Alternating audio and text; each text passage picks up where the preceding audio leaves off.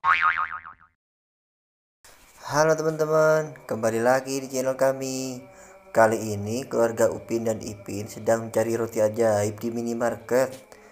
Kira-kira mereka berubah menjadi apa ya? Kita lihat yuk. Kita lihat si Ipin memakan roti burger nih.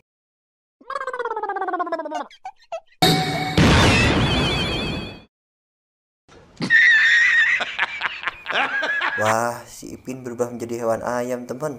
Hehe. Kita lihat Mail makan roti bakar nih.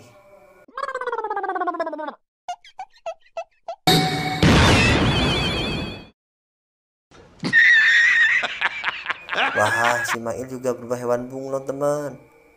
Sekarang si Adit memakan pizza nih.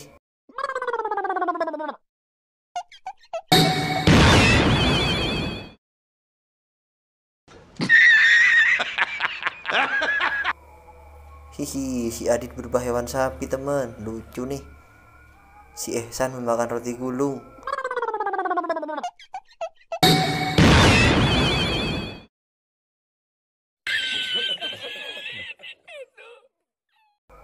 Wah, si Ehsan berubah menjadi singa, teman.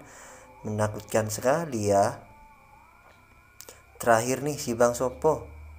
Bang Sopo mau memakan roti lapis nih.